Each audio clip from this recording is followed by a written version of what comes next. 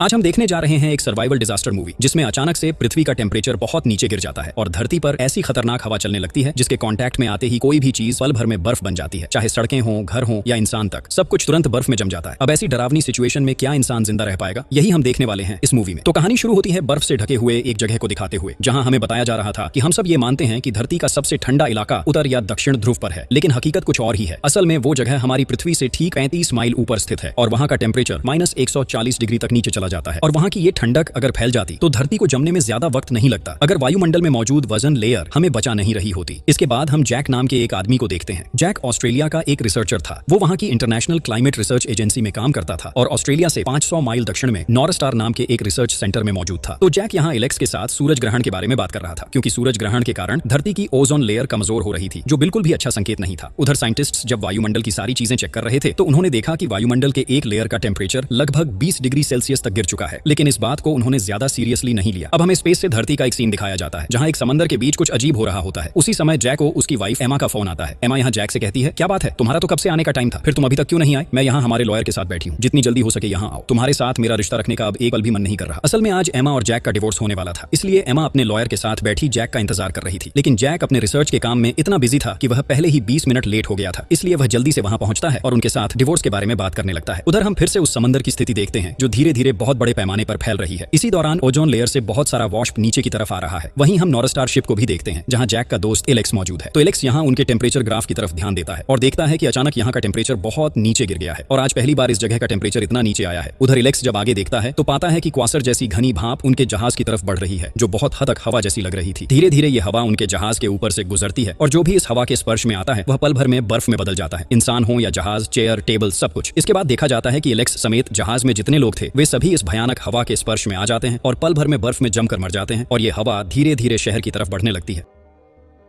उधर हम जैक और एमा को देखते हैं। जैक यहाँ एमा को समझाने की कोशिश कर रहा था ताकि एमा उसे डिवोर्स न दे। असल में एमा और जैक अब भी एक दूसरे से बहुत प्यार करते हैं, लेकिन जैक हमेशा अपने रिसर्च के काम में इतना बिजी रहता है कि वह अपने परिवार को ज्यादा समय नहीं दे पाता और इस बात को एमा कई सालों से सहती आई थी, इसलिए अब वह जैक के साथ रहना नहीं चाहती थी। लेकिन जैक यहाँ उससे कहता है, मैं मानता हूँ मेरी गलती हुई है, लेकिन अपनी जिम्मेदारियां तो मुझे निभानी ही पड़ेंगी, है ना? अब मैं तुम्हें वादा करता हूँ कि मैं हमारे बीच की सारी चीजें ठीक कर दूंगा, तुम प्लीज मुझे छोड़कर मत जाना, मैं तुम्हें बहुत प्यार करता हूँ एमा। उधर हम नाओमी नाम की एक लड़की को देखते हैं। नाओमी जैक और एमा की बेटी थी और आज उसका 16वां जन्मदिन था, लेकिन उसके पिता जैक यह बात बिल्कुल भूल गए थे, इसलिए नाओमी अपने पिता पर बहुत गुस्से में थी। असल में जैक की जिंदगी अब किसी भी मामले में ठीक नहीं जा रही थी। एक तरफ उसकी वाइफ गुस्से में है और दूसरी तरफ उसकी बेटी। फिर भी जैक हर स्थिति को संभालने की कोशिश कर रहा था। अगले दिन सुबह जैक को एक इमरजेंसी कॉल आती है और उसे पता चलता है कि कल नॉर्थ स्टार शिप पर जितने लोग थे यानी एलेक्स समेत सभी मर गए हैं। यह सुनकर जैक बिल्कुल हक्का बक्का रह जाता है, क्योंकि कल ही तो उसने एलेक्स से बात की थी, तो ऐसा हादसा कैसे हो गया? इसलिए जैक इस मामले की जांच करने के लिए अपने कोवर्कर जो के साथ उस जगह पहुंचता है और वहां जाकर वे देखते हैं कि वह शिप बीच के पास तैर रही है। जैक तब अपने कोवर्कर जो के साथ वहां दौड़ता है और वे शिप की हालत देखकर पूरी तरह हैरान हो जाते हैं। वे देखते हैं कि शिप से एक एक शव उतारे जा रहे हैं और रेस्क्यू ऑफिसर ब्रांड उन्हें बताते हैं कि उन्होंने शिप से लगभग 15 शव पाए हैं, लेकिन ये सब कैसे मरे ये कोई नहीं बता पा रहा। हालांकि शवों को देखकर यह अंदाजा लगाया जा सकता था कि उनके शरीर की लगभग सभी कोशिकाएं डैमेज हो चुकी हैं और पोस्टमार्टम रिपोर्ट आने के बाद ही पता चलेगा कि उनके साथ वास्तव में क्या हुआ। अब जैक यहाँ ब्रांड से कहता है कि वे शिप के अंदर जाना चाहते हैं और थोड़ी जांच करना चाहते हैं, क्योंकि अंदर शायद कुछ ऐसा हो जो यह समझने में मदद करे कि शिप के साथ असल में क्या हुआ था। अब जैक, जोई और ब्रांड ये तीनों मिलकर शिप के अंदर जाते हैं। अंदर पहुंचते ही वे देखते हैं कि यहाँ सब कुछ गीला और बहुत ठंडा है और फ्लोर पूरी तरह जमी हुई है। इसके बाद जैक वहां से अपने लीडर वॉल्टर को फोन करता है और उसे यहाँ की पूरी स्थिति के बारे में बताता है। इतनी अजीब घटना सुनकर वॉल्टर बहुत हैरान हो जाता है, क्योंकि अचानक इतने सारे लोग कैसे मर सकते हैं। वह पहले सोचता है कि शायद जहाज पानी में डूब गया, लेकिन अगर जहाज डूब गया तो फिर उसे किसने बाहर निकाला? जैक तब कहता है, नहीं, जहाज डूबा नहीं, लेकिन कुछ तो हुआ है। वॉल्टर यहाँ बहुत चिंतित था कि अगर मौत का कारण पता न चले तो मरने वालों के परिवार को क्या बताया जाएगा। इसलिए जैक उसे कहता है, आप चिंता मत कीजिए, पोस्टमार्टम रिपोर्ट आने के बाद पता चल जाएगा कि मौत का असली कारण क्या था। इसके बाद वॉल्टर जैक से कहता है कि जैक अब एलेक्स का लॉकबुक खोले और देखे, वहां शायद कोई जानकारी मिल सके। जैक उसे बताता है कि उन्होंने पहले ही लॉकबुक खोल लिया है और वहां एलेक्स का एक हार्ड ड्राइव भी मिला है, लेकिन हार्ड ड्राइव इतनी गीली हो गई थी कि उन्हें यकीन नहीं था कि यह सही से काम करेगा या नहीं। फिर भी वे हार्ड ड्राइव को चेक करना शुरू करते हैं और इसी हार्ड ड्राइव के जरिए उन्हें पता चलता है कि पृथ्वी के वायुमंडल की वजन लेयर में एक दरार थी, लेकिन चूंकि हार्ड ड्राइव पूरी तरह पानी में भीग गई थी इसलिए इससे ज्यादा कुछ भी पता नहीं चल पाया। इस बीच इस पूरी घटना से जो बहुत टूट गया है, वह यहाँ रोते हुए कहता है कि 2 दिन पहले उसने एलेक्स से बात की थी और आज एलेक्स हमारे बीच नहीं है। वह इसे यकीन ही नहीं कर पा रहा। वे वापस अपने हेडक्वार्टर लौटते हैं, लेकिन अपने साथ लॉकबुक ले आए थे, इसलिए वे लॉकबुक को जांचने की कोशिश करते हैं। यहाँ देखा जाता है कि कि अधिकांश डेटा नष्ट हो चुका है और केवल एक ही फाइल बची हुई है। इसके बाद जब फाइल को खोला जाता है तो उसका कुछ हिस्सा दिखाई देता है और फिर तुरंत गायब हो जाता है। तो जैक इस फाइल में वजन लेयर जैसी कुछ चीजें देख पाता है। अब इसे और अच्छे से समझने के लिए वह इस फाइल को किसी दूसरे डिवाइस पर भेजने की कोशिश करता है और ठीक इसी समय उसे फॉरेंसिक डिपार्टमेंट से एक कॉल आता है। असल में यह कॉल उसकी वाइफ एमा ने की थी। एमा पेशे से एक डॉक्टर है और फॉरेंसिक डिपार्टमेंट में काम करती है। तो एमा यहाँ जैक से जल्दी हॉस्पिटल आने के लिए कहती है क्योंकि उसने एलेक्स का पोस्टमार्टम किया है और उसे जैक को कुछ दिखाना है। इसके चलते जैक तुरंत वहां चला जाता है। अब हम सिडनी में स्थित इमरजेंसी रिस्पांस सेंटर का सीन देखते हैं। यहाँ मौजूद साइंटिस्ट्स को भी लगता है कि वजन लेयर में कुछ गड़बड़ हुआ है, लेकिन जब वे साउथ का मौसम चेक करते हैं तो पाते हैं कि वहां सब कुछ ठीक ठाक है। इसलिए वे सोचते हैं कि यह शायद किसी अस्थायी मौसम परिवर्तन की वजह से हुआ होगा और यह अपने आप ठीक हो जाएगा। इसलिए वे इसे ज्यादा महत्व नहीं देते और अपने अन्य कामों में लग जाते हैं, लेकिन यह उनका सबसे बड़ा गलती साबित होती है। उधर हम एमा के ऑफिस में एमा और जैक को देखते हैं। एमा यहाँ जैक से कहती है कि उसने जैक के कोवर्कर्स की मौत का कारण जान लिया है। असल में वे सभी एक बर्फ के क्रिस्टल फाटर के कारण मरे थे और इस बर्फ के क्रिस्टल को ही उस हवा के रूप में जाना जाता है जो पल भर में सब कुछ जमा कर रख देती है। तो ये सुनकर जैक पूरी तरह हैरान हो जाता है क्योंकि शिप के अंदर बर्फ के क्रिस्टल कहां से आए। अब एमा उसे कुछ अजीब दिखाना चाहती है। वह जैक को मृतकों की कोशिकाओं की एक तस्वीर दिखाती है। ये कोशिकाएं उस तापमान पर जम चुकी थीं जो -80 डिग्री से भी नीचे था और यह इतनी ठंडी थी कि उनके साथ क्या हो रहा है ये समझने से पहले ही वे सभी मर गए थे। इसके बाद जैक पूछता है कि क्या एमा उसे उनकी मौत का सही समय बता सकती है। एमा कहती है कि संभवतः वे शुक्रवार को मरे थे, यानी आज से लगभग 72 घंटे पहले। और ठीक उसी समय जैक को जो का फोन आता है। वह बताता है कि नेशनल फोरकास्ट से भी कोऑर्डिनेशन भेजा गया है ताकि वे जितनी जल्दी हो सके इस घटना की सारी डिटेल्स उन्हें सौंप सकें। इसके बाद जैक उसे बताता है कि जो कुछ भी उन्हें मिला है, यानी वह हार्ड ड्राइव, उसके साथ कोऑर्डिनेशन मिलाकर देखें। थोड़ी ही देर बाद जैक को उनके लीडर वॉल्टर का फोन आता है। वह उससे पूछता है कि क्या इस घटना के बारे में कोई नया अपडेट है। जैक तब वॉल्टर को पोस्टमार्टम के सभी रिपोर्ट्स के बारे में बताता है, यहाँ तक कि वह उसे बताता है कि बर्फ के क्रिस्टल की वजह से उनकी मौत हुई। असल में सूरज ग्रहण के कारण वजन लेयर में एक बहुत बड़ी समस्या पैदा हो गई थी। पृथ्वी की मेसोस्फीयर अचानक टूट गई, जिसके कारण वजन लेयर नीचे आकर इस दुर्घटना का कारण बनी। अब वॉल्टर जानना चाहता है कि तापमान कितना था। जैक बताता है कि वजन लेयर का तापमान लगभग -140 डिग्री सेल्सियस होता है और नीचे आते आते यह तापमान आधा हो जाता है। लेकिन उस आधे तापमान में इतनी ठंडक होती है कि वह पल भर में सब कुछ जमा कर रख सकती है, जिसके कारण इंसान भी तुरंत पूरी तरह जमकर मर जाते हैं। लेकिन वॉल्टर कहता है कि अभी तक इन सब बातों का कोई ठोस सबूत नहीं मिला है, जो तब कहता है कि नेशनल वेदर फोरकास्ट के साथ उनकी धारणा बिल्कुल मैच कर रही है। अब सिर्फ यही बचा है कि इसे टेस्ट करके प्रूव किया जाए। लेकिन वॉल्टर कहता है कि बिना किसी ठोस सबूत के अभी आम लोगों को कुछ बताना ठीक नहीं, इससे भारी कंफ्यूजन फैल सकती है, इसलिए पहले इसका सबूत निकालो। फिर वॉल्टर जैक से कहता है कि जैक जल्दी से शिप से मिले डाटा को एक्सट्रैक्ट करे और इस बारे में और इन्फॉर्मेशन जुटाने के लिए एक इन्वेस्टिगेशन समिति बनाओ। जैक यहाँ बताता है कि उनके ऊपर बहुत बड़ा खतरा आने वाला है, इसलिए वजन लेयर की निगरानी के लिए उन्हें मिलिट्री सैटेलाइट का यूज करना होगा।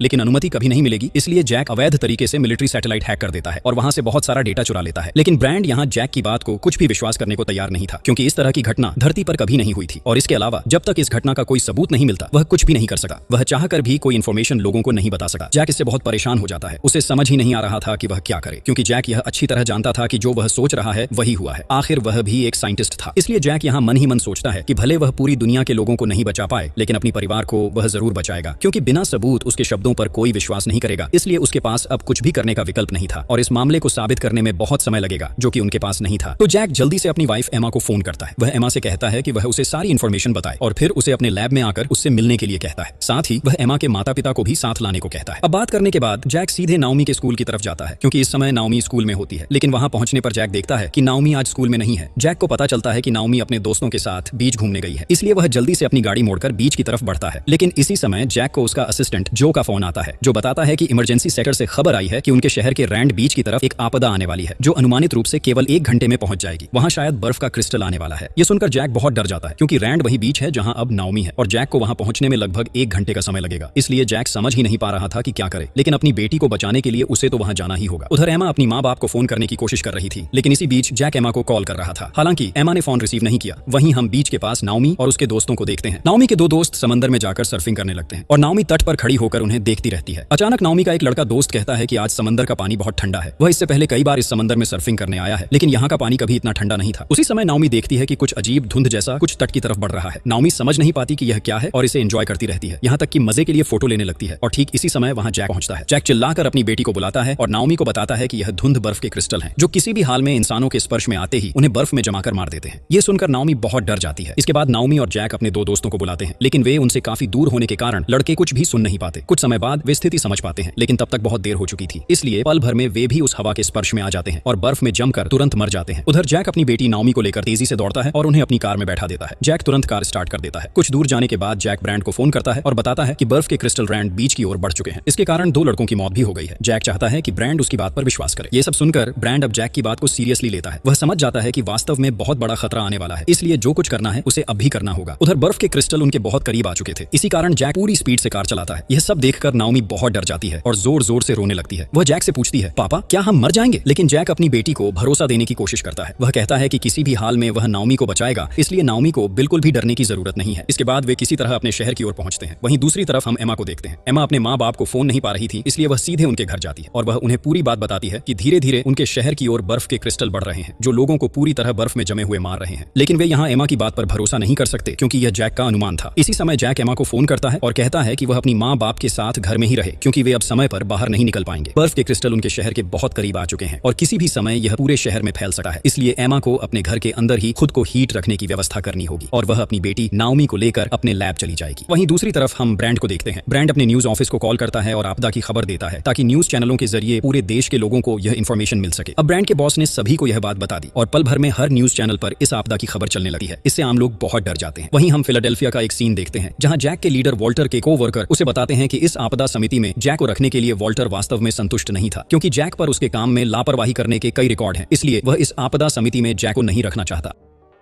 उधर हम जैक के को-वर्कर जो को देखते हैं, जो ने लॉगबुक में मौजूद वजन लेयर की इन्फॉर्मेशन निकाल ली है। ये जानकर जैक जो से कहता है कि जो इन सभी इन्फॉर्मेशन को वॉल्टर तक भेज दो। वहीं दूसरी तरफ पूरे शहर में हड़कंप मच गया है। हर कोई आपदा से निपटने की तैयारी कर रहा है। हर कोई अपनी अपनी जगह से खुद को गर्म रखने के लिए कोशिशें शुरू कर चुका है। धीरे धीरे बर्फ के क्रिस्टल शहर की तरफ बढ़ते हैं और फिर यह इतनी तेजी से चारों तरफ फैलने लगता है कि पल भर में अलग अलग जगहों पर लोग जमकर मरने लगते हैं। कोई भी इंसान अपने आप को हटाने का समय नहीं पा रहा था। घर, सड़क, शॉपिंग मॉल, यहाँ तक कि विभिन्न बार भी पूरी तरह बर्फ में जम जाते हैं और घर के अंदर मौजूद लोग भी जम जाते हैं। उधर एमा अपने घर में अपने माता पिता के साथ टीवी रही थी। हर न्यूज चैनल पर बर्फ के क्रिस्टल के बारे में बात की जा रही थी। यहाँ तक कि दिखाया जा रहा था कि कितने लोग इस बर्फ के क्रिस्टल के कारण मर चुके हैं। ये सारी न्यूज देखकर एमा के माता पिता समझ जाते हैं कि जैक ने वास्तव में उन्हें कितनी बड़ी सच्चाई बताई थी। खबरों में वे यह भी देखते हैं कि उनके शहर के कई हिस्सों में तबाही मची हुई है। कुछ शहर इस तरह जमे हुए हैं कि बर्फ के क्रिस्टल के गुजरने के बाद भी वहाँ कोई रिपोर्टर पहुंच नहीं पा रहा। वहीं जैक और नाओमी अब भी अपनी कार में थे। जैक वास्तव में अपनी बेटी को लेकर अपने लैब की तरफ जा रहा था, लेकिन तब तक बर्फ के क्रिस्टल उनके पीछे पीछे आ चुके थे। जैक तेजी से कार चलाकर किसी तरह अपनी कार लैब के सामने पहुंचाता है। लैब के अंदर भी जो अकेले था। जैक और नाओमी को देखकर वह राहत की सांस लेता है। जैक अपनी बेटी को लेकर सीधे लैब के अंदर चला जाता है, लेकिन उसी समय वहां की बिजली चली जाती है, क्योंकि इस लैब का जनरेटर खास तौर पर बनाया गया है जो मौसम के अनुसार खुद को एडजस्ट कर सकता है। अब जो देखता है कि इस बर्फ का तापमान लगभग -90 डिग्री सेल्सियस है। यह देखकर वह पूरी तरह हैरान रह जाता है और नाओमी भी इस बात को विश्वास नहीं कर पा रही थी। जैक फिर से एमा से संपर्क करता है और गलती से भी उन्हें घर से बाहर निकलने से मना करता है। नाओमी यहाँ अपनी माँ से बात करती है और कहती है कि उसे बहुत डर लग रहा है और सबसे ज्यादा डर इस बात से है कि क्या वह अपनी माँ को फिर कभी देख पाएगी या नहीं। लेकिन एमा अपनी बेटी को हिम्मत देने की कोशिश करती है। वह उसे कहती है कि बिल्कुल भी डरने की जरूरत नहीं है, क्योंकि उसके पापा किसी भी हाल में उसे बचाएंगे। ठीक इसी समय फोन का नेटवर्क चला जाता है और फोन कट जाता है। वहीं दूसरी ओर बर्फ के क्रिस्टल एमा के घर के पास आ जाते हैं और ठीक इसी समय किसी ने उनके घर की घंटी बजाई। असल में बर्फ के क्रिस्टल से बचने के लिए कोई उनके घर में अंदर आने चाहता था। एमा तुरंत दरवाजा खोलती है और लड़की को किसी तरह अपने घर के अंदर ले आती है। एमा देखती है कि लड़की पूरी तरह ठंड लगने के कगार पर है, क्योंकि बाहर का तापमान पहले ही बहुत कम हो चुका था। लेकिन लड़की एमा से पूछती रहती है कि उसके माँ बाप और भाई कहाँ हैं। असल में हाइपोथर्मिया के कारण उसका दिमाग सही से काम नहीं कर रहा था। लेकिन एमा उसे बताती है कि वह यहाँ अकेली आई है, उसके साथ कोई और नहीं आया। यह सुनकर लड़की पूरी तरह टूट जाती है, क्योंकि वह समझ ही नहीं पा रही थी कि उसके माँ बाप और भाई शायद बाहर ही मर गए हैं। तब एमा उसे सांत्वना देती है और कहती है, तुम ऐसा क्यों सोच रही हो कि वे मर गए? ऐसा भी हो सकता है कि किसी ने उन्हें बचा लिया हो। अब एमा और उसका परिवार लड़की को गर्म रखने की व्यवस्था करते हैं। एमा के पिता यहाँ निराशा के साथ कहते हैं कि अगर वे इस बात पर पहले ही विश्वास कर लेते तो आज उनकी यह स्थिति नहीं होती। वहीं दूसरी तरफ हम ब्रैंड को देखते हैं। ब्रैंड अपने बॉस से संपर्क करता है और बताता है कि वह अब एक आश्रय केंद्र में है, जहाँ उसके साथ और 300 लोग मौजूद हैं। जब ब्रैंड के बॉस उससे मृतकों की संख्या पूछते हैं तो ब्रैंड बताता है कि अब तक बहुत से लोग मर चुके हैं और समय के साथ मृतकों की संख्या लगातार बढ़ती जा रही है। धीरे धीरे रात हो जाती है। नाओमी अपने पापा से पूछती है कि यह सब और कितने समय तक चलेगा, लेकिन जैक नाओमी को बताता है कि जब तक वजन लेयर को बंद नहीं किया जाता तब तक कुछ भी ठीक नहीं होगा। इसके बाद यह पता चलता है कि जैक के पास वजन लेयर बंद करने की एक योजना है, लेकिन इस योजना में सफल होने के लिए उसे अपने लीडर वॉल्टर की मदद की जरूरत है। इसलिए जैक वॉल्टर से मदद प्लान करता है, लेकिन वॉल्टर उसे कहता है कि अब इन सब चीजों को करने की कोई जरूरत नहीं है, क्योंकि उन्होंने पहले ही वजन लेयर बंद करने का काम शुरू कर दिया है। वॉल्टर जैक को बताता है कि वे वजन लेयर को कैसे बंद करने वाले हैं और इस बारे में सारी योजना साझा करता है। लेकिन यह सुनकर जैक कहता है कि उनकी यह चाल किसी काम की नहीं होगी। आर्टिफिशियल तरीके से वजन लेयर को बंद नहीं किया जा सकता, बल्कि उन्हें इसे प्राकृतिक तरीके से ही बंद करना होगा। वॉल्टर तब कहता है कि बड़े बड़े साइंटिस्ट इस विषय में प्लान बना रहे हैं और उनका यह प्लान पहले ही पास हो चुका है। लेकिन जैक यहाँ बार बार वॉल्टर को समझाने की कोशिश करता है। वह उसे बताता है कि वे एक बहुत बड़ी गलती करने वाले हैं, लेकिन वॉल्टर उसकी बात पर ध्यान नहीं देता और फोन काट देता है। जैक तब बहुत डर जाता है और कहता है कि वह वॉल्टर को कुछ भी समझा नहीं पा रहा है कि उनका यह प्लान कितनी गलत है। इसलिए अब जो कुछ भी करना है उन्हें वॉल्टर की मदद के बिना करना होगा। उन्हें नई कोई प्लान आखिरी तक आजमाते रहना होगा। वहीं दूसरी तरफ वॉल्टर अपने प्लान के अनुसार काम करता रहता है और जैक अपने कोवर्कर जो के साथ मिलकर नई कोई प्लान बनाने लगता है। तभी अचानक जो देखता है कि वजन लेयर में कई सारे सुराख बन गए हैं और ये सुराख वजन लेयर में चारों तरफ फैले हुए हैं। इसका मतलब अब सिर्फ उनका देश ऑस्ट्रेलिया ही नहीं बल्कि पूरी पृथ्वी के लिए यह खतरे की घंटी है। जो और जैक इस पर बहुत डर जाते हैं। इसके बाद यह देखा जाता है कि सचमुच ऑस्ट्रेलिया समेत अन्य देशों में भी यह धुंध दिखाई दे रही है, जैसे इंग्लैंड, जापान, चाइना, रूस और कई अन्य देश भी धीरे धीरे बर्फ में ढकने लगते हैं। और अगर स्थिति इसी तरह रहती है तो कुछ ही दिनों में पूरी पृथ्वी पूरी तरह जमकर बर्फ बन जाएगी। इसी बीच हम एमा को देखते हैं। एमा अपने परिवार को लेकर बेहद चिंतित थी। वह जैक और उसकी बेटी नाओमी के बारे में भी बहुत परेशान थी, क्योंकि उनके घर में नेटवर्क की समस्या थी। वह चाहकर भी जैक से संपर्क नहीं कर पा रही थी। लेकिन एमा की माँ उसे चिंता करने से रोकती है और कहती है कि जैक तो है, जैक सब कुछ संभाल लेगा। इसी समय उनके घर के रेडियो में एक लड़की की आवाज सुनाई देती है। एमा के पिता उस लड़की से संपर्क करते हैं और कहते हैं कि उसके आसपास टीवी हो तो उसे चालू रखे। वह खबर सुनना चाहते हैं क्योंकि उसके इलाके के सभी इलेक्ट्रॉनिक डिवाइस काम करना बंद कर चुके थे। लड़की जब खबर सुनती है तो थोड़ी देर के लिए देखती है और बहुत डर जाती है, क्योंकि आसपास की स्थिति बेहद भयावह थी। इसलिए जब वह अपनी माँ को सब कुछ बताने जाती है तो अचानक संपर्क कट जाता है। वहीं दूसरी तरफ ब्रांड के बॉस वॉल्टर को फोन करते हैं और कहते हैं कि उन्होंने वजन लेयर में वजन से भरे बलून भेजने के लिए बलून तैयार कर लिया है। लेकिन अब मुख्य मुद्दा यह है कि उनके देश की वजन लेयर तो वे ठीक कर लेंगे, लेकिन अब अन्य देशों की स्थिति भी उनके देश जैसी ही है। तो अब उन सभी देशों का क्या होगा? वॉल्टर तब कहता है कि ये मुद्दे वे बाद में संभालेंगे, पहले अपने देश का मामला चेक करना होगा। अगर किसी तरह यह काम हो गया तभी वे अन्य देशों को बताएंगे। इसके बाद देखा जाता है कि बात करते करते उनकी पूरी बिल्डिंग धुंध में ढक जाती है और धीरे धीरे वहां बर्फ के क्रिस्टल आने लगते हैं। यहाँ सब कुछ बहुत ज्यादा ठंडा होने के कारण सभी इलेक्ट्रॉनिक डिवाइस काम करना बंद कर देते हैं। अब ब्रांड के बॉस यहाँ सभी को कहते हैं कि बिल्डिंग के अंदर वे सब सुरक्षित हैं, इसलिए किसी को डरने की जरूरत नहीं, काम जारी रखें, क्योंकि बहुत से लोग उन पर भरोसा करते हैं कि वे अपने मिशन में सफल होंगे। यह सुनकर सभी ध्यान के साथ अपने काम में लग जाते हैं।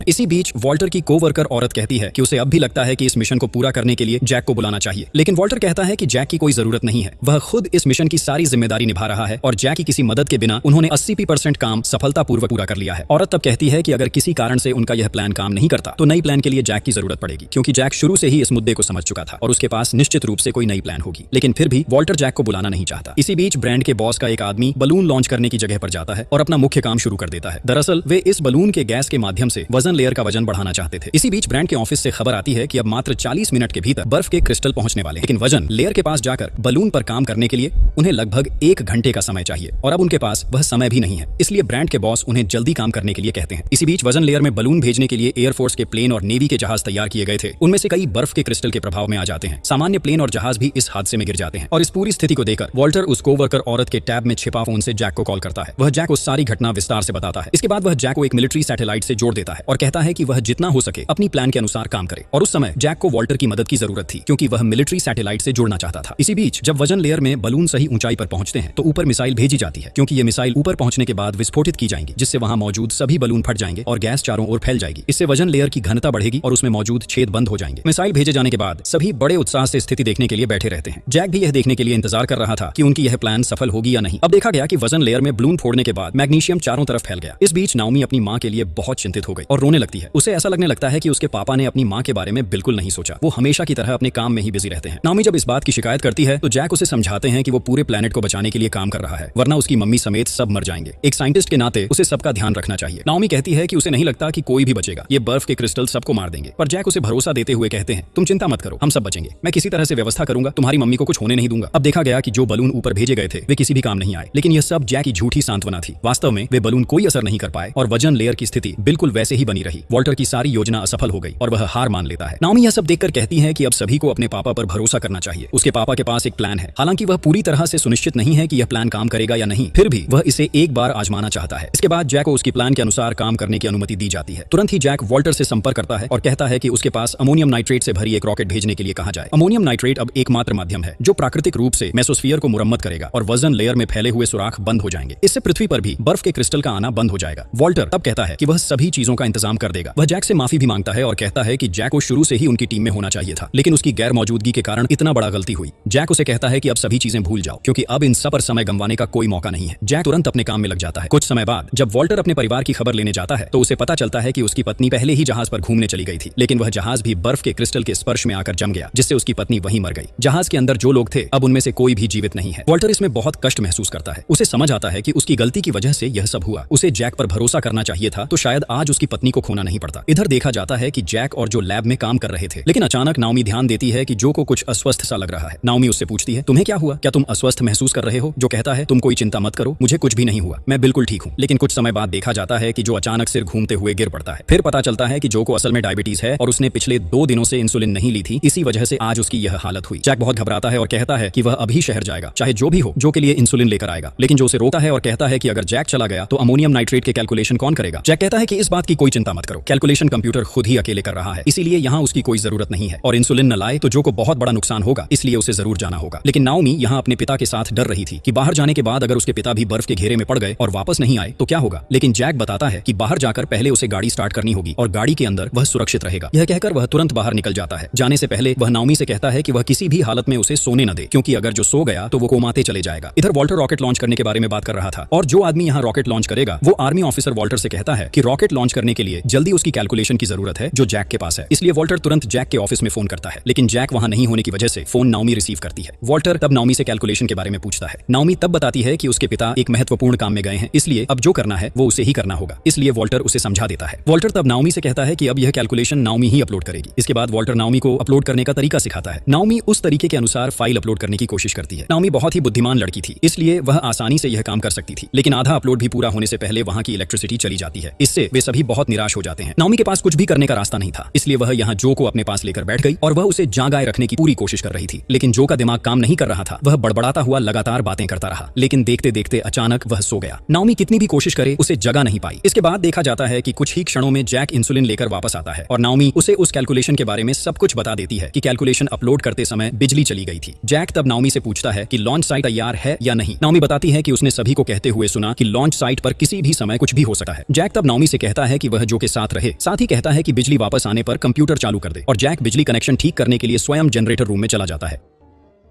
दूसरी ओर देखा जाता है कि यूएस एयरफोर्स रॉकेट लॉन्च के लिए पूरी तरह तैयार है। वे अब केवल कैलकुलेशन का इंतजार कर रहे हैं, लेकिन अगर वे तेजी से काम पूरा नहीं कर पाए तो यहाँ भी बर्फ के क्रिस्टल पहुंच जाएंगे तब, और उनका कोई भी प्लान काम नहीं करेगा। इसी बीच देखा जाता है कि धीरे धीरे बर्फ के क्रिस्टल और भी ज्यादा भयानक रूप धारण कर रहे हैं। ये बहुत तेजी से नए नए स्थानों पर फैल रहे हैं, इसलिए जैक यहाँ जनरेटर ठीक करने के लिए पूरी कोशिश कर रहा था। इसी बीच ब्राजील, नीदरलैंड्स, थाईलैंड सहित और नए नए देश बर्फ से ढकते जा रहे हैं और जैक के देश ऑस्ट्रेलिया का तापमान भी अब बहुत नीचे गिर चुका है, इसलिए जैक का शरीर ठंडा होकर बहुत जोर से कांप रहा था। इसके बाद वह कांपते कांपते लंबे समय तक कोशिश करने के बाद एक स्तर पर सफल हो जाता है। वह जनरेटर को ठीक कर देता है। इसके बाद वह तेजी से दौड़ते हुए कंप्यूटर चालू करता है, लेकिन अब उसे डर था कि डेटा सही तरीके से है या नहीं। इसके बाद देखा जाता है कि डेटा बिल्कुल सही है। वह तुरंत डेटा को अपलोड कर देता है और जैसे ही डेटा सही जगह पर पहुंचता है, जैक की एक बड़ी जिम्मेदारी खत्म हो जाती है। इसके बाद जब डेटा वॉल्टर के पास पहुंचता है, वह तुरंत उसे रॉकेट लॉन्च बेस पर भेज देता है। इसके बाद सब कुछ पूरी तरह तैयार कर रॉकेट लॉन्च कर दिए जाते हैं। रॉकेट सीधे आसमान में उड़ते हैं और सब मिलकर परिणाम के लिए इंतजार करते हैं। यहाँ वे 100 से 0 तक काउंटडाउन शुरू करते हैं। इसी बीच रॉकेट वे ओजोन स्तर में मौजूद छेदों में गिरते हैं। यहाँ सैटेलाइट के माध्यम से देखा जाता है कि धीरे धीरे वे छेद छोटे होते जा रहे हैं, क्योंकि छेद अमोनियम नाइट्रेट से भर रहे हैं, ठीक जैसा कि जैक ने अनुमान लगाया था। कुछ ही समय में मेसोस्फीयर के ओजोन स्तर की मोटाई लगभग 80% बढ़ जाती है, यानी धीरे धीरे उनका प्लान सफल हो रहा है। इसके बाद देखा जाता है कि इसका प्रतिशत 100% तक पहुंच गया। वॉल्टर वहां घोषणा करता है कि उनका यह प्लान सफल हो गया। वजन स्तर के छेद पूरी तरह बंद हो गए हैं। सभी इसमें बहुत खुश होते हैं और सब मिलकर जश्न मनाने लगते हैं। वॉल्टर यहाँ जैक का धन्यवाद करता है इतनी जोखिम लेकर पूरे पृथ्वी को बचाने के लिए, और जैक यहाँ अपनी बेटी और जो को गले लगाकर राहत की सांस लेता है। जब सब आनंद में व्यस्त हैं, तब देखा जाता है कि वॉल्टर चुपचाप अपनी पत्नी की तस्वीर की ओर देख रहा है। वास्तव में वह अपनी पत्नी से बहुत प्यार करता था। इसके बाद धीरे धीरे आकाश में सूरज निकलता है और चारों ओर का बर्फ पिघलने लगता है। आसपास के सभी स्थानों में फिर से हरियाली और प्रकृति नजर आने लगती है। इस दौरान एमा अपने माता पिता के साथ बैठकर खबरें सुन रही थी, जिसमें बताया जा रहा था कि पृथ्वी के अन्य देशों में भी रॉकेट लॉन्च किए गए हैं और प्रत्येक देश में यह मिशन सफल रहा है। इसका मतलब अब उनके पास कोई जोखिम नहीं है और पृथ्वी फिर से पहले जैसी हो गई है। इसी समय एमा के घर के बाहर गाड़ियों की आवाज सुनाई देती है और वह देखती है कि जैक और नाओमी आए हैं। उन्हें देखकर एमा के अंदर नई ऊर्जा का संचार होता है। फिर जैक एमा से कहता है कि वह उसे कुछ दिनों के लिए समय देने के लिए अपनी नौकरी छोड़ देगा। वह एक छोटी छोटी नौकरी करेगा ताकि नौकरी के साथ साथ अपने परिवार को भी समय दे सके। लेकिन एमा यहाँ अपनी गलती समझ जाती है। वह कहती है कि जैक को अपनी नौकरी छोड़ने की जरूरत नहीं है, क्योंकि उसे अब समझ में आ गया है कि जैक वास्तव में कितना बड़ा काम निभा रहा है और इसी कारण वह पृथ्वी पर इतना बड़ा हिस्सा डाल पाया है। इसीलिए वह जैक को सिर्फ कुछ दिनों के लिए नहीं बल्कि पूरे जीवन के लिए समय देना चाहती है। इसके बाद जैक और एमा एक दूसरे को गले लगाते हैं और वे दोनों फिर से एक हो जाते हैं। नाओमी इसे देखकर बहुत खुश होती है। इस तरह वे सभी मिलकर एक नई जिंदगी की शुरुआत करते हैं।